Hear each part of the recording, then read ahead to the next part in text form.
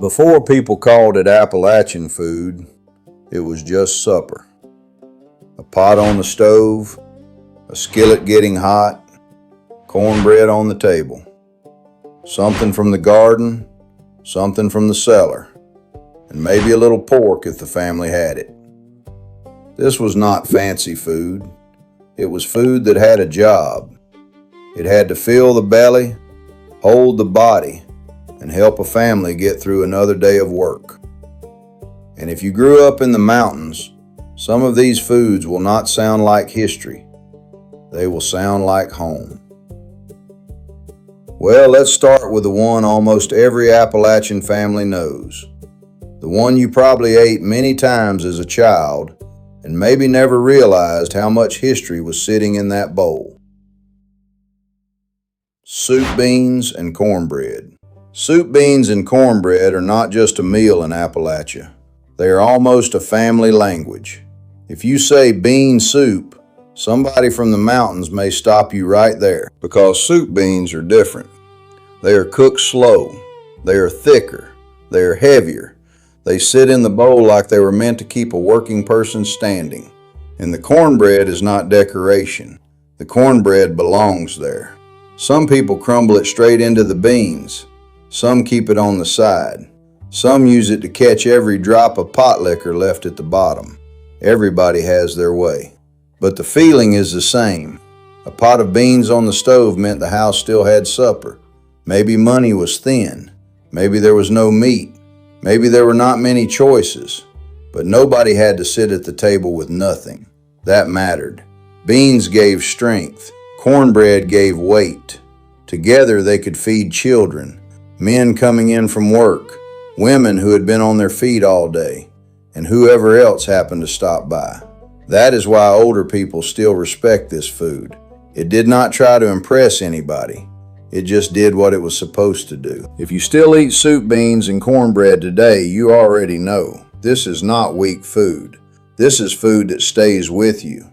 And usually if beans were on the table, another skillet was not far away. A skillet that every mountain kitchen seemed to know by sound before smell. Second food, fried potatoes. Fried potatoes sound plain until you say it to somebody raised in Appalachia. Then they know exactly what you mean. Potatoes sliced thin, a little onion if the house had one, grease in the skillet, maybe bacon grease, maybe lard, maybe whatever was saved from the last meal. Then that sound when the potatoes hit the pan. That was mountain music. Fried potatoes were not cute food. They were working food. They could make a poor supper feel solid. They could stretch beside beans, eggs, ramps, greens, or cornbread. They could turn a handful of potatoes into something that filled the room and held the body. People today talk about heavy food like it is always a bad thing. But heavy work needed heavy food. A man cutting timber did not come home looking for a tiny, pretty plate. A woman who had been washing, cooking, carrying, cleaning, and tending children since morning needed something that would hold the family. Fried potatoes did that, and every family had its own way. Some liked them soft, some wanted the edges brown, some put onions in early, some waited, some cooked them almost dark because that was how Grandpa liked them. That is the kind of detail people remember. Not because potatoes were expensive, because somebody in that kitchen knew how to make simple food taste like home. And when mountain families had to think beyond tonight, they had another kind of wisdom. They knew how to make summer last into winter. Third food, leather britches. Leather britches. If you know them, you know. And if you do not, the name probably sounds strange. But in many Appalachian homes, leather britches were dried green beans, strung up and saved for later. Some families called them shuck beans. Some said shucky beans. But the idea was the same. Take the beans while the garden is giving, string them, dry them, hang them, save them, because winter is coming whether you are ready or not. They did not look pretty, wrinkled, dark, tough. But old mountain people did not judge food by how pretty it looked hanging on a string. They knew what those beans meant. Those beans meant there would be something later, something for a cold month, something to cook slow with a little seasoning, maybe a piece of pork, maybe just what the house had. And when they came back in the pot, they had a taste fresh beans do not have. Deeper, older, almost smoky in the memory. That is what I respect about leather britches.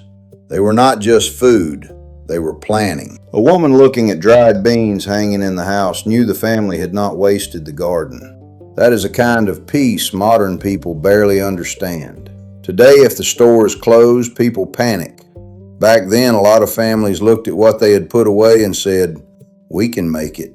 And after months of stored food, beans, potatoes, and cold weather, spring brought something that did not come quietly. For food, ramps. Ramps are not polite food. They do not sneak into a kitchen. They take over. Strong smell, strong taste, strong opinion. If somebody cooked ramps, everybody knew it. And half the family might complain about the smell while still reaching for another bite. That sounds about right. In Appalachia, ramps were more than wild onions. They were a sign. Winter was loosening. The woods were waking up. The ground had something green to give again. That meant something to people who lived close to the seasons. Ramps could go in eggs. They could go with fried potatoes. They could be cooked in grease. They could show up at church suppers, family tables, and spring gatherings where the smell was part of the whole experience. But ramps also tell you something about mountain people. They knew the land, not in a fake way, in a real way. They knew where to look. They knew what to pick. They knew what not to touch. And the good ones knew not to destroy a patch.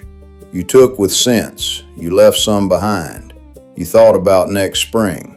That was part of the old wisdom. A person with no money but real knowledge could walk into the woods and come back with something that changed supper. That is not poverty. That is skill. And once ramps hit hot grease, plain food was not plain anymore. Potatoes woke up. Eggs woke up.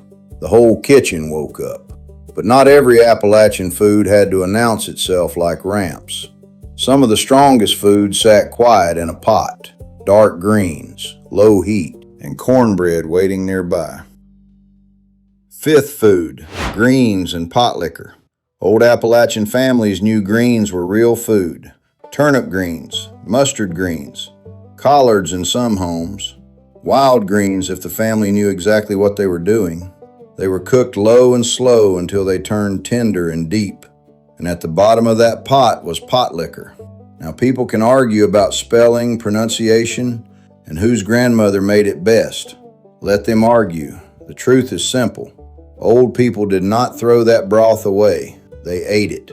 They soaked it up with cornbread. They respected it because they knew the pot still had strength in it. Greens mattered because a mountain table could get heavy. Beans, cornbread, potatoes, pork, grease. A pot of greens brought balance, a little bitterness, a little life, something the body needed. Your grandmother did not need to explain it like a nutrition teacher. She just knew. She knew the greens needed time. She knew the seasoning. She knew the cornbread had to be close. And when that bowl hit the table, it did not look fancy. It looked like supper. That is the thing about poor Appalachian food. A lot of it was smarter than it looked. It used what the land gave. It used what the family knew. And it did not waste what still had value. Now, after beans, potatoes, greens, and all that work, a family still needed something sweet sometime.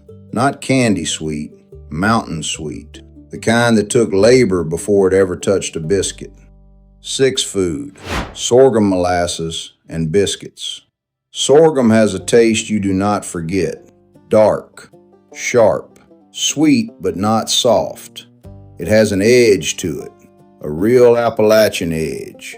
And on a hot biscuit, it could make a plain morning feel special. You can see it, a biscuit split open, steam rising, a spoon of sorghum moving slow across the top. Maybe butter if the house had it, maybe not. Either way, a child at that table knew something good had happened. Sorghum mattered because it gave families another option. That is what self-reliance really is, options. something you can grow, something you can press, something you can boil down, something you can keep in a jar for later. A lot of people remember sorghum meals, the smell, the sticky hands, the long day, the older men watching the syrup like they were judging a storm cloud. That was not just food, that was community work. Poor did not always mean empty. Some homes did not have much money, but they had people who knew how to make something useful. That kind of wealth does not show up in a bank, but it shows up at breakfast. Now, sorghum was sweet. Nobody needs to pretend it was magic health food, but old food belonged to old work. People were walking, lifting, chopping, washing, planting, carrying, and burning energy before the day was half awake. A sorghum biscuit lived in that world, and for a lot of people, one bite can still bring that world back. The last food may be the most emotional, because in the mountains, apples were not just fruit. They were a whole year of careful thinking. 7th food: apples, fried apples, and apple butter. Apples sit deep in Appalachian memory. Fresh apples, dried apples, fried apples, apple butter, apple stack cake when the gathering was worth the work. That is why apples belong here. They could become so many things. A fresh apple fed you right then. Dried apples waited for winter. Apple butter stretched sweetness across the cold months. Fried apples made a plain breakfast feel cared for. And stack cake, well, if your family made stack cake, you already know that was not just dessert. That was patience on a plate. Old mountain kitchens loved food that could change form, because food that could change form could last. A bruised apple was not automatically trash. A soft apple might still cook down. A basket too big to eat fresh could become butter, dried slices, sauce, or something warm for a cold morning. That was not just being cheap. That was respect. Respect for the tree, respect for the work, respect for the season. And fried apples had a special kind of power. They were simple, but they made a table feel softer. A child eating fried apples knew the house still had a little sweetness to give. That matters. Hard lives do not only need calories. They need moments that say, we are still here. Apples gave families that, not with luxury, with memory, with care, with a skillet and someone who knew what to do before good food went bad. So when we talk about the poor man's Appalachian diet, this is what we are really talking about. Soup, beans, and cornbread, fried potatoes, leather britches, ramps, greens and potlikker, sorghum on biscuits, apples in every form a careful kitchen could manage. That was not random food, that was a system. Food that could be grown, stored, dried, gathered, cooked slow, stretched, brought back when the season had already passed. And that is why it kept families strong. Not because poverty was good, not because every meal was perfect, but because the people knew what they were doing. They knew how to make a pot feed more than it should. They knew how to make a skillet feel like comfort. They knew how to carry summer into winter. They knew what the woods gave in spring. They knew which foods could hold a body after a hard day. And if you grew up with this food, you understand something outsiders often miss. Soup beans are not just beans. Fried potatoes are not just potatoes. Ramps are not just onions. Potlikker is not something to pour down the sink. And sorghum on a biscuit can take a person back 50 years. So tell me this, which one did you grow up eating? Soup, beans, and cornbread? Fried potatoes in bacon grease? Leather britches? Ramps in spring? Greens and potlikker? Sorghum biscuits? Fried apples or apple butter? Put it in the comments. I want to hear the real mountain table, not the fancy version. The version that fed people when money was short and work was heavy. Because sometimes the strongest food is not the food that looks rich. Sometimes it is the food that knows exactly what kind of life it is feeding. And in Appalachia, poor food was never always weak food. Sometimes it meant somebody in that kitchen knew exactly how to keep a family standing.